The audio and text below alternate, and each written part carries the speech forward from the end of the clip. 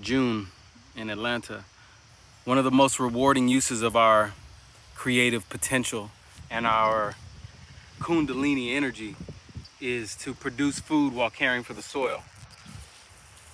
Producing medicine, producing food, producing clothing, producing shelter, all of this is part of the agricultural system. And we're living at a time period where we put our creativity and our energy into a lot of different pursuits. And if we have less people, a smaller population, if the Earth's population was shrinking rather than expanding exponentially, then we could have fewer people growing food and more people involved in all these other pursuits, be it technology, be it entertainment, be it warfare, which is what's happening. There's a whole lot of money being spent in those spheres, and a whole lot of our best, most energetic years as young people being invested in thinking that we should be singing and dancing. There was a time period where we all sang and danced because that's what kept this work happening. Everyone was a singer.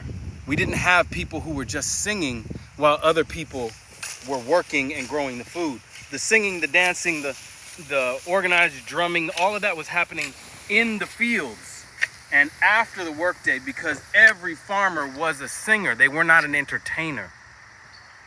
We were not birthed up into a place and came out and said, ooh, look around, it's a music studio. That's not what happened. We were born up out of this soil into a garden. And any of you who study these religious texts of whatever group, they tell you that this is a gardening planet. So when we're involved in this activity, we're automatically going to get the rewards, because this is a natural system that is self-renewing and self-generating, but it's also a natural system that is designed for our input and our interaction. It's designed to respond to what we put into it as humans. It's designed for that. So the music studio, the movie studio, the painting studio, all of these are spaces that we as humans created to be the container for our creative spark. But what the creator created for us to be involved in the co-creative process with is the soil, is the seed. That's why our hands are like this. That's why we don't have claws.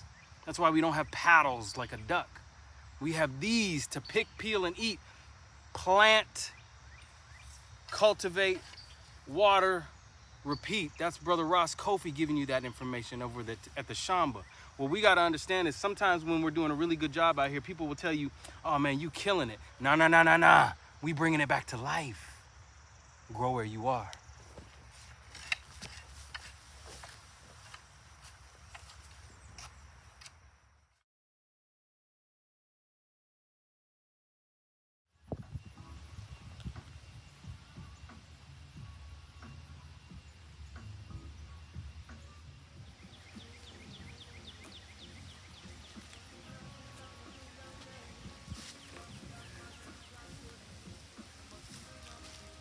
Standard American diet is it's a crime against humanity.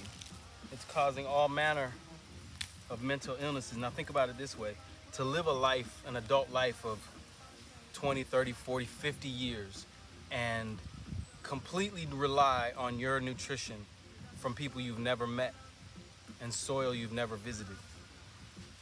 That's insane. Previous generations of people never would have done anything like that. These are some shallots that we planted back in March or April. So encourage yourself to provide some nutrition for yourself.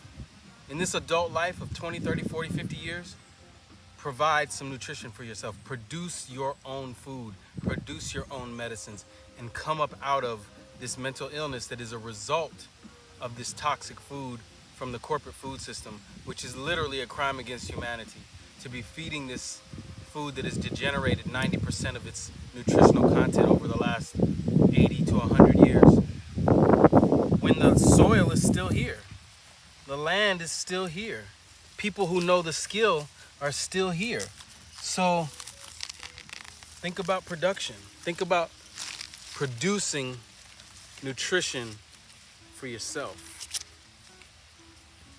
Grow where you are.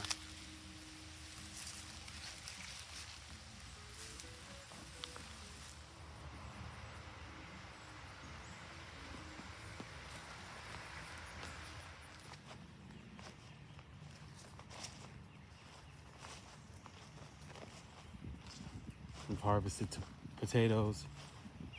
Sweet potatoes have been planted.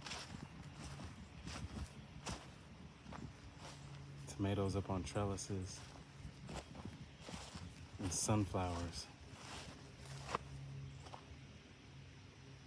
standing tall.